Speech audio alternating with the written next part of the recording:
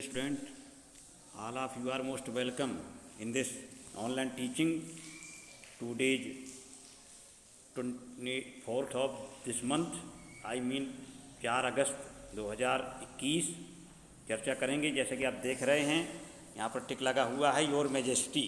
यहाँ से आप चर्चा करेंगे तो इसको ध्यान से देखिए आप। योर मैजेस्टी से आपकी चर्चा होनी है। जैसा कि मैंने यहाँ पर एक देख रहे हैं कि बिंदु लगाया है, यहाँ पर चर्चा होनी है। तो with the best wishes of the day, let us start our teaching. Please open your book and see the right page. yesterday I taught you the same lesson, but today I would like to go further in the same chapter for next passage of this lesson. Let us start. Your Majesty may kill 99 tiger in exactly the same manner. कहने का मतलब तुम 99 tigers को एक तरीके से मार सकते हो। कहने का मतलब है 99 जो टाइगर्स हैं उनको आप मार सकते हो। यहाँ पर आप देख रहे हैं 99 टाइगर्स को मार सकते हैं ठीक से, बट लेकिन दी एस्ट्रोलॉजर ड्रावल्ड, मतलब जोशी जो था, कहने का मतलब 99 तो आप मार सकते हैं महाराज, तो लेकिन पर जोशी धीरे से बोला। ड्रावल्ड में होता धीरे से बोलना, speak silently, speak softly, but what, लेकिन क्या, स्पीक विदाउट फियर, बिना भय के बताओ, निर्भय होकर बोलो। तो इस तरीके से जब कहा महाराजा धीराज ने, but you must be very careful with the 100 tiger. लेकिन जब आप 100वें टाइगर को मारने जाओगे तो आपको बड़ा सावधान रहना होगा। इस तरीके से यहाँ तक है। आगे चलते हैं। What if the 90 tigers were also killed. कहने का मतलब अगर 100वां बाघ भी मार दिया जाए, व्हाट इफ, क्या फ़र्क पड़ेगा, क्या होगा। तो then I will tear up all my books on astrology. अगर आप तुम मार दोगे तो जोशी ने भी बहुत अच्छी बात कही आप अपने विद्यार्थी, तब मैं जोशी की अपनी सारी पुस्तकों को फाड़ दूंगा। अगर आप 100वें को मार दोगे, सुरक्षित बच जाओगे, तो मैं अपनी सारी जोशी की किताबें, जो मेरा नॉलेज है वो सब बेकार चला जाएगा। मैं जोशी की सारी किताबें फाड़ दूंगा और उनमें क्या कर दूंगा, आगे लिखा है उन्होंने, सेट फायर टू दैम, उनमें सभी में आग लगा दूंगा। और फिर एंड और आई शैल कट ऑफ माई टफ्ट, माने होता है मैं अपनी जो चोटी है उसको कटवा कर क्या करूँगा, क्रॉप माई हेयर, अपने बालों को छोटा करा दूंगा। कहने का मतलब अपनी चोटी कटवा कर सर के बाल कटवा दूंगा, छोटे करा दूंगा। And become an insurance agent, और बीमा का एजेंट बन जाऊंगा। The astrologer finished on an incoherent note. Incoherent मान होता है बेतुकी, असंगत को इनकोहेरेंट कहते हैं। जोशी ने बेतुकी यानी असंगत की बातें कही। आगे चलते हैं फिर विद्यार्थियों, तीसरा पार्ट देखते हैं इसका लेसन का। 4 पार्टों में ये लेसन संभवतः बांटा गया है, तो तीसरे पार्ट की चर्चा करेंगे। लेसन काफ़ी लेंदी है, तीसरा ही पार्ट है ये, चौथे पार्ट नहीं, 3 भाग में बांटा गया है।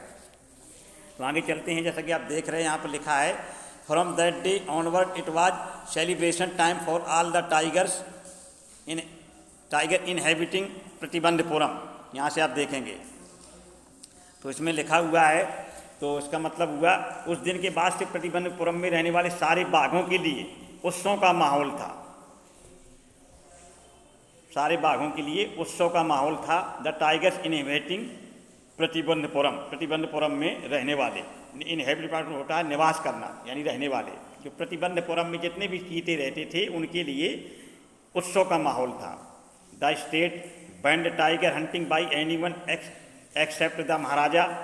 राज्य में महाराजा को छोड़कर किसी अन्य व्यक्ति द्वारा बाघ के शिकार पर बैन लगा दिया गया था। ये बाघों के लिए थी कि चलो सभी लोग शिकार नहीं कर पाएंगे, केवल राजा ही शिकार करेगा, महाराजा ही करेंगे।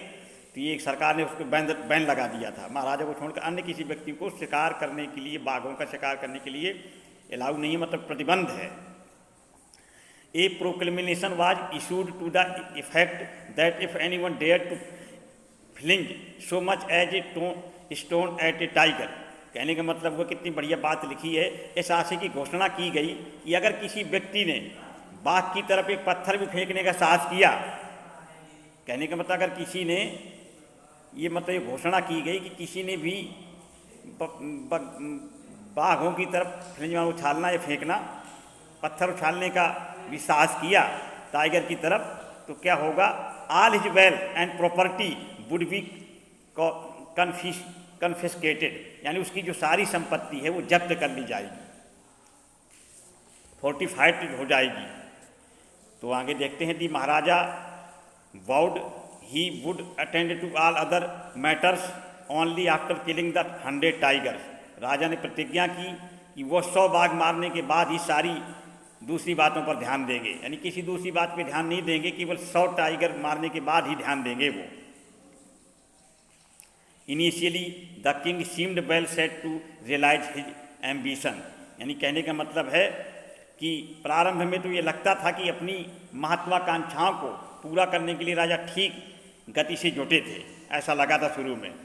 फिर आगे चलते, not that he faced no danger, ऐसा नहीं कि उसे किसी खतरे का सामना नहीं करना पड़ा हो। There were times when the bullet missed its mark, ऐसे अवसर भी आए कि गोली का निशाना चूक जाता था। The tiger lift upon him, चीते यानी बाघ जो है उसके ऊपर छलांग लगा देता था। And he fought the beast with the bare hands, और वो खाली हाथ उस जानवर से लड़ते थे वो महाराजा। इस time it was the maharaja who won, हर बार जीत महाराजा की ही होती थी, बड़ा कौशल था महाराजा में, कोई वो मतलब केवल हर बार ही वही व्यक्ति जीतता था, महाराजा ही सिर्फ जीतते थे। आगे चलते हैं, लिखा है एट अनदर टाइम, जैसा कि आप देख रहे हैं एट अनदर टाइम लिखा हुआ है, इसकी चर्चा और करते हैं। और किंगडम इटसेल्फ तक की चर्चा आज होगी, किंगडम इटसेल्फ तक, इसके बाद आगे चर्चा करेंगे, पैसेज काफ़ी बड़ा है। एट अनदर टाइम, दूसरी बार, he was in danger of losing his throne, उसको खतरा हो गया, भय हो गया सिंहासन को खो देने का। एक और मौके पर उसे अपने सिंहासन को खो देने का भय या खतरा था। ए हाई रैंकिंग ब्रिटिश ऑफिसर, एक उच्च पदस्थ ब्रिटिश अधिकारी, विजिटेड प्रतिबंधपुरम की यात्रा पर आया।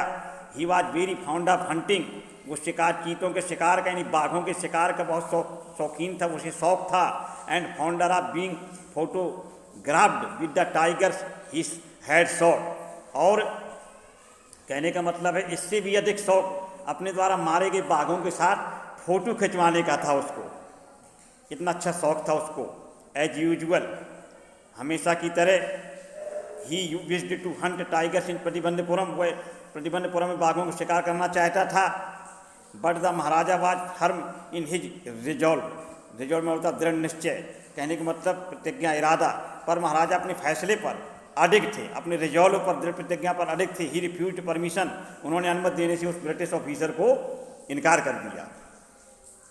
आई can organise any other hunt, मैं किसी और शिकार का आयोजन करा सकता हूँ, ये कहा। You may go on A bore Hunt, कहने का मतलब आप सुअर के शिकार पर जा सकते हो। बोर मीन होता है सुअर, जंगली सुअर को बोर कहते हैं, ये देहाती सुअर को पिग कहते हैं। एक हॉग भी होता है, वो भी जंगली सुअर है, तमाम अर्थ हैं सुअर के।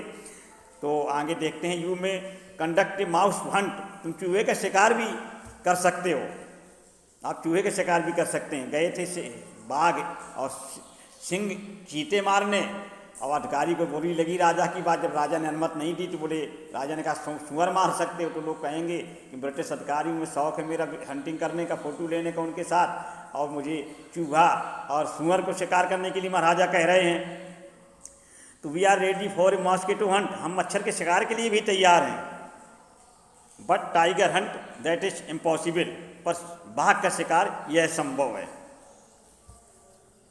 इस तरीके से आगे फिर क्या होता है, जब ऐसा कहा तो ब्रिटिश अधिकारी की क्या प्रतिक्रिया थी।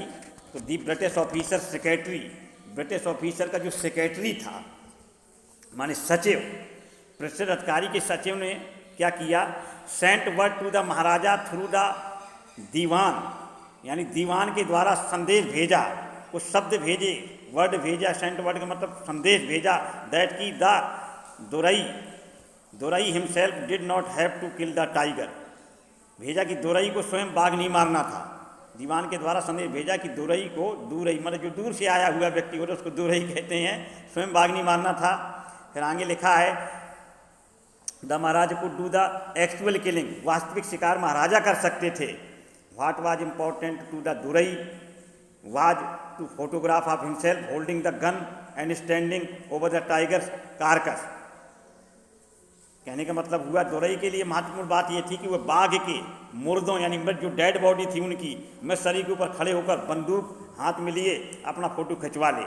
ये महत्वपूर्ण उसके लिए, ऐसा राजा ने कहा। फिर हुआ क्या, ये कारकास में लाश जो होती है चीतों की, मृत शरीर को कारकास कहते हैं, उसके ऊपर फोटो खिंचवा ले तो ये हो जाएगा चलो बाहर आपने बाघ मारा, बहादुरी आपकी लोगों को पता नहीं चलेगी। But the maharaja would not agree even to his proposal. पर महाराजा इस प्रस्ताव पर भी इस प्रस्ताव पर भी तैयार नहीं थे। महाराजा इस प्रस्ताव पर भी तैयार नहीं थे। महाराजा को दीवान के द्वारा एक संदेश भेजा उस ब्रिटिश अधिकारी ने कि जाओ महाराज से कह दो कि ठीक है, अगर नहीं शिकार करने दे रहे हो तो मैं बाघ के शरीर के ऊपर खड़ा होकर के गन लिए हुए शूटिंग करते हुए मृत शरीर के ऊपर मैं फ़ोटो खींच लूँगा। ये जब संदेश भेजा उसके द्वारा, दीवान के द्वारा भेजा गया, तो वो महाराजा इस पर तैयार नहीं हुए। अगर वह फिर आगे क्या होता है, तैयार नहीं हुए।